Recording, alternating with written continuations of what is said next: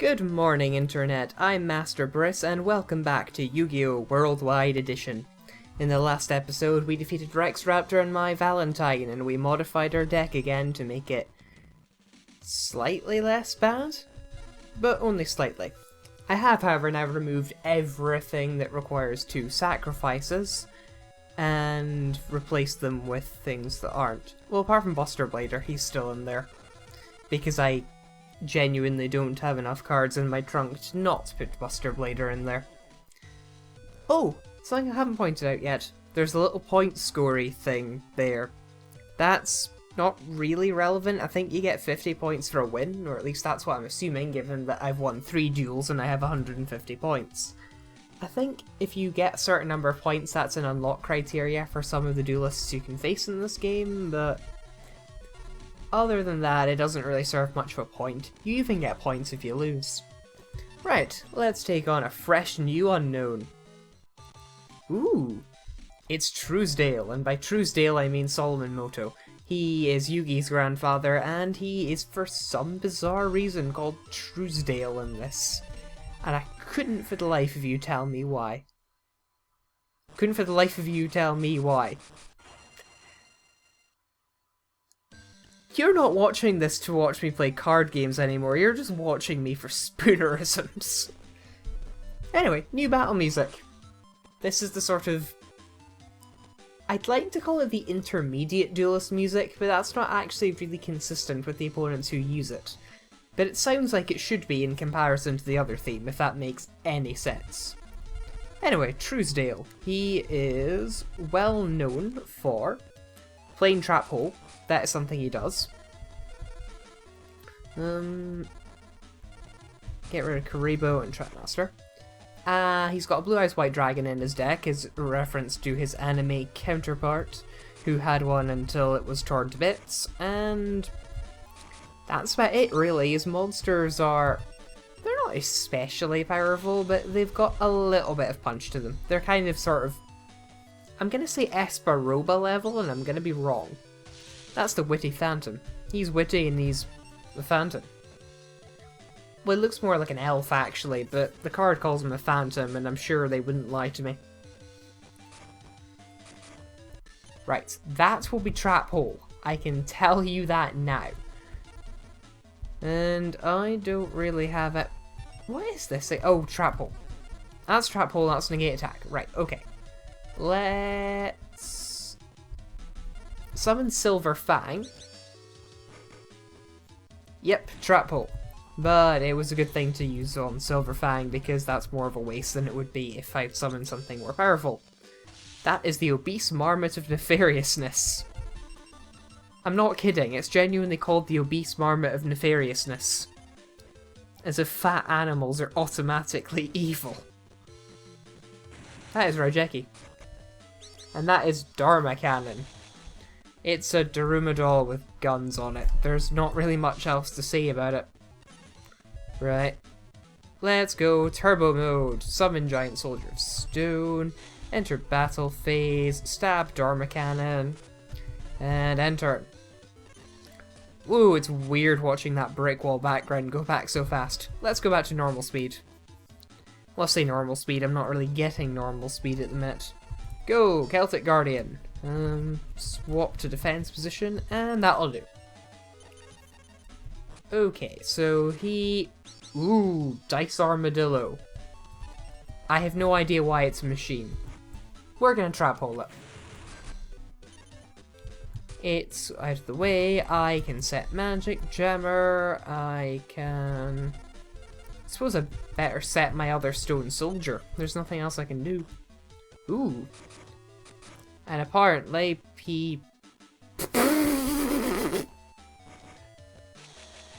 Oh, actually that's good for me.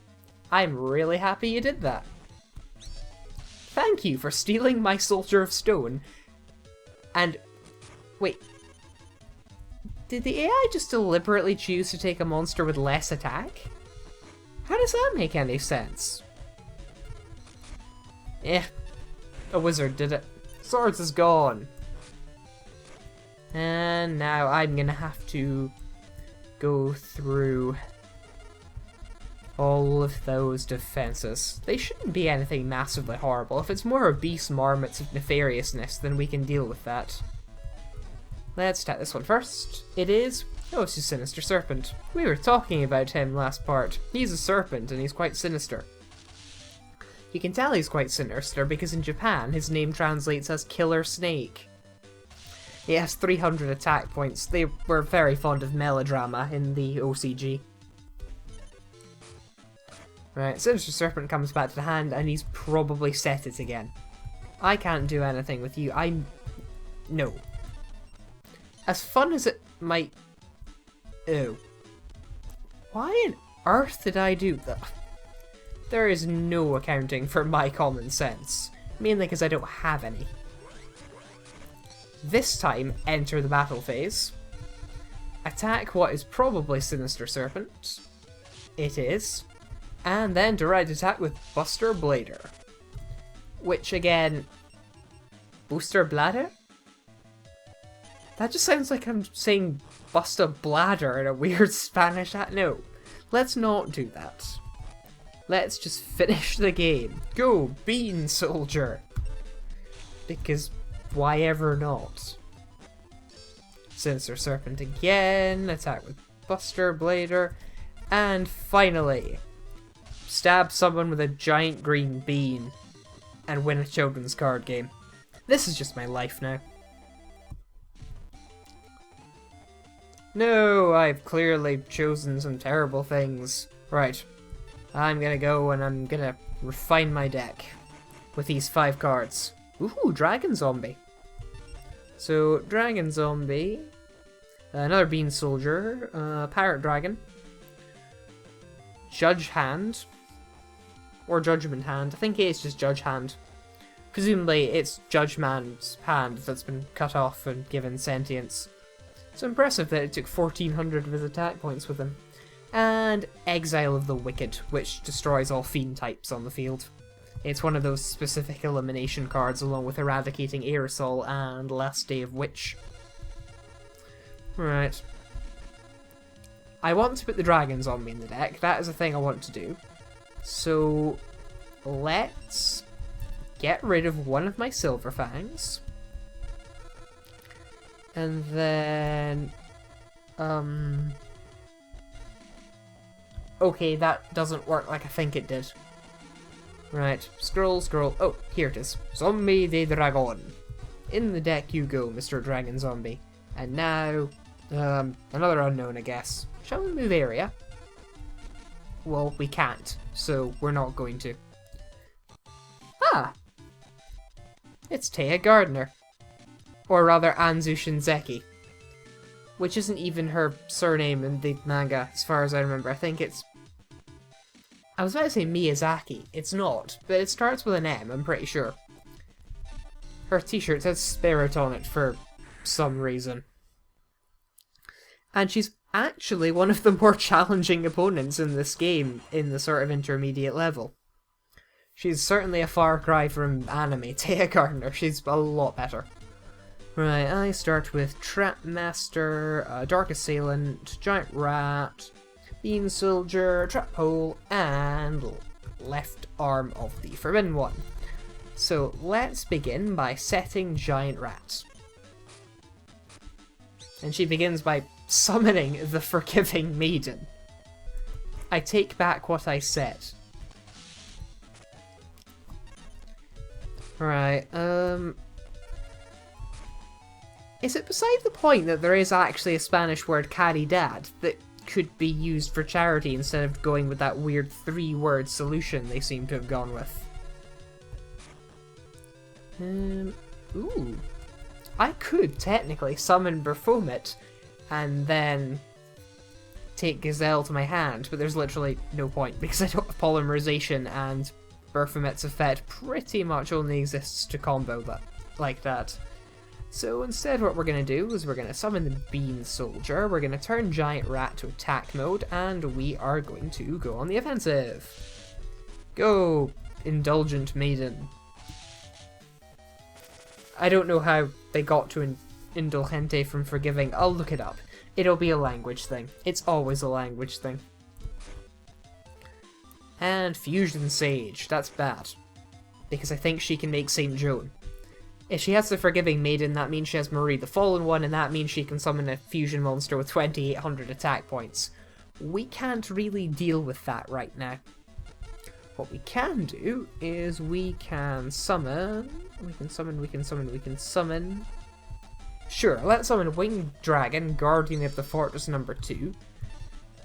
Who I'm pretty sure is just called Gargoyle in Japan, which explains why he's a winged beast and not a dragon. And, oh, it's Spirit of the Breeze. What does Spirit of the Breeze do again? Ah, while it's in attack position, you gain 1000 life points during your standby phase. The drawback being, well, it has no attack points. That's kind of a bad drawback as far as that effect is concerned. But as I said earlier, in another part, effect monsters weren't really that great in the early game. Anyway, you've summoned Marie the Fallen One. Which means that if I'd let that Forgiving Maiden live, or if you played it in defense mode, you could probably have had St. Joan by now. While Marie the Fallen One is in her graveyard, she will gain 200 life points every standby phase. Terrifying, isn't it? Right. I don't think we have... No, we don't have quite enough power. We're very close, but we're not quite there. So close, in fact, that I think we'll probably fit a third card game into this part, especially since I'm... Oh. I say that, and then... Oh, no, hey, it's just three-legged zombies. We can deal with three-legged zombies. I think. Actually, if we deal with three-legged zombies, we still can't win this round, because I don't have a monster with more than 1200 attack points. Which means that I've actually made a loss as far as damage is concerned this turn. That's impressive. And Gazelle, the king of mythical beasts. Let's set Mystical Elf and hope that she attacks directly with Mushroom Man. Is she going to... Oh! She's going to attack Mystical Elf with Mushroom Man. Ah, it's like all my Christmases came at once. You win. I can't believe I lost. Ah. Right, I just go for Graceful. Don't ask why I keep going for this pack. There's no real reason for it. Judgment Hand, Blue Medicine, Fusion Sage, White Hole, one of the most useless cards in this entire game, and Needle Ball, which has... It's very strange. It inflicts 1000 points of damage to your opponent at a cost of 1000 points to you. And have we got... Ooh, we've got 2 unknowns. Right, let's go into the new area. Which looks like another area. Oh well. This is Ishizu Ishtar. Yes, that is how her name is pronounced. They guard the Millennium items, her family does. She is never seen without her hood off in this game, which made me believe as a child she was bald until I saw the Battle City anime. Go figure. She's also one of the very few people in this game. I say very few, there's quite a lot of them. Point is, she has her own battle theme. It's suitably Egypty and mysticy. And let's see. Left arm of the Forbidden One, Change of Heart, Dark Hole, Mystical Elf, Penguin Soldier, and Bean Soldier. As soldiers go, I think we're going to ignore them and play Mystical Elf.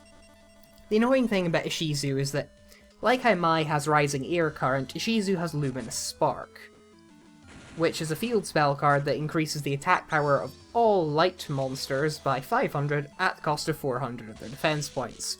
She doesn't really care about that, though. That's Hysteric Fairy. I don't really know why they needed the De Persona bit in there. They could have easily just gone with Ada Aesthetica and been done with it. Anyway, I've drawn Fisher, which means I don't have to waste my Dark Hole on it. Its effect, incidentally, is that you can tribute 2 monsters on your side of the field to gain 1000 life points. As effects go, it's actually really good. And it's got a very high attack point total.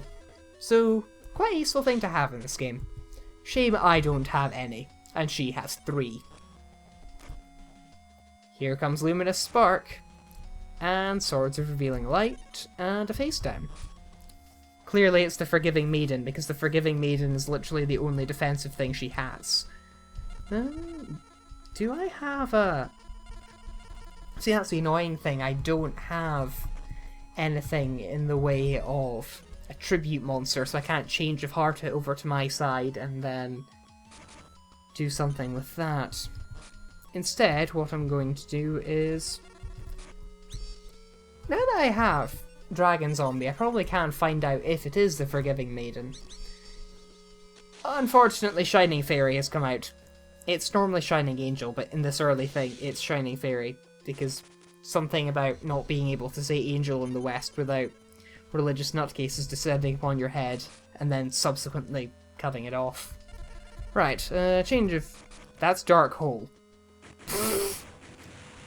That's what I get for making a potentially religiously insensitive joke. I play Dark Hole instead of Change of Heart. On the other hand, I haven't made a normal summon for this turn. So I'm gonna set Penguin Soldier, I guess, because Swords is still up and there wasn't really anything else I could do. She is summoned Dunamis Dark Witch, which is neither dark nor a witch because it's a light fairy. It's probably not even from Dunamis. I like it, it's got really nice art. I'm actually not going to activate the effect of Penguin Soldier purely because I want to play Change of Heart. Come to me, Dunamis, and you shall now be offered up as a tribute for my Summon Skull. I will then attack you and you will inevitably have Mirror Force. I hate it when I'm right. And she plays...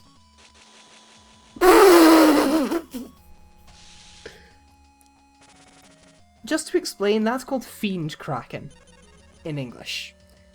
I'm just trying to work out how they got Addicto from Fiend, and it is probably the most technical cerebral exercise I've had all day. Let's see, what have I got? Judgeman, Gazelle, the King of Mythical Beasts, and another Exodia bit. So basically I can have 3 bits of Exodia, or I can actually have useful cards. I think I know which one I'm choosing. I shall summon Gazelle, the King of Mythical Beasts, and use it to wipe out the Addict Kraken?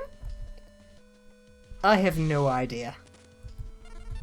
I'm sure there'll be an explanation in there somewhere. Not. Right. Set Magic Jammer because we actually have an Exodia to pay for it with, and Tribute Summon Judgeman so that I can plow through even a weakened Forgiving Maiden. But it's not actually. It's Winged Egg Elf. Actually, it might just be Wing Egg Elf. It's an egg and it's winged, but whether it's an elf or not is still up for debate. Trap hole. And another thing to attack face down. It is Magician of Faith. That's a terrible... Oh. Ugh. Oh wait, yeah, I have Magic Jammer, that's fine. Incidentally, of course, you've probably figured out by now Magician of Faith allows you to get a spell card back from your graveyard when it's flipped face up. Okay, so she's going to play Raijeki, and I am going to activate Magic Jammer and negate it. Nicely done. And, ooh, I get a free shot at her this turn. I am very content with that. So, Judgeman takes a swing, and Winged Dragon Guardian of the Fortress 2 takes a swing, and we are comfortably leading. I honestly thought I might lose this one.